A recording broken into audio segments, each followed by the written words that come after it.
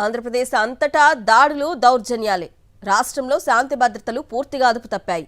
ఆర్థిక నేరాలు భారీగా పెరిగాయి.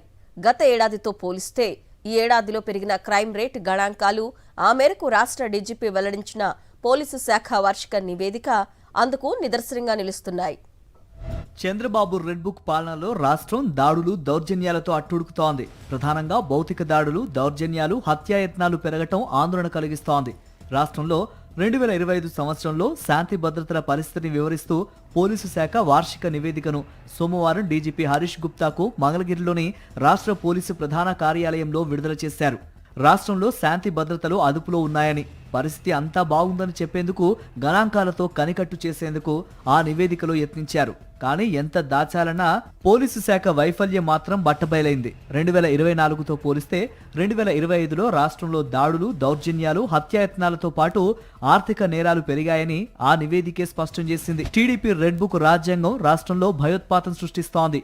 అధికార టీడీపీ కూటమి నాయకుల అరాచకాలకు పోలీసులు వత్తాసు పలుకుతుండటంతో శాంతి భద్రతలు పూర్తిగా అదుపు తప్పాయి. ప్రధానంగా రాజకీయ ప్రత్యర్థులు, సోషల్ మీడియా యాక్టివిస్టులు, సామాజిక ఉద్యమకారులే లక్ష్యంగా దాడులు, దౌర్జన్యాలకు తెగబడుతున్నారు.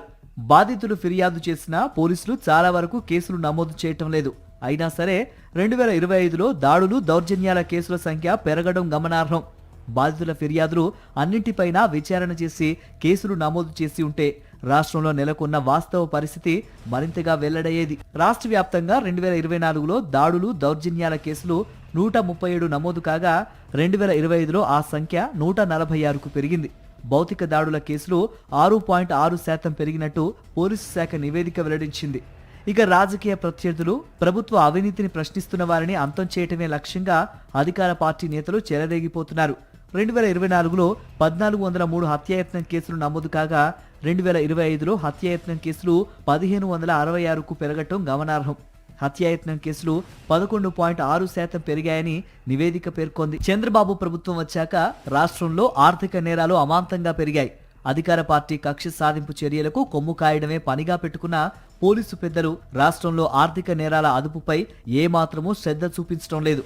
2024లో 7667 ఆర్థిక నేరాల కేసులు నమోదు కాగా 2025లో ఆ కేసుల సంఖ్య 8034కు పెరిగింది. రాష్ట్రంలో ఆర్థిక నేరాలు 4.78% పెరిగాయని పోలీసు శాఖ నివేదిక వెల్లడించింది. ఇక పగటిపూట దొంగతనాలు కూడా పెరిగాయి. 2024లో 824 కేసులు నమోదు కాగా 2025లో ఆ కేసుల సంఖ్య 836కు చేరింది.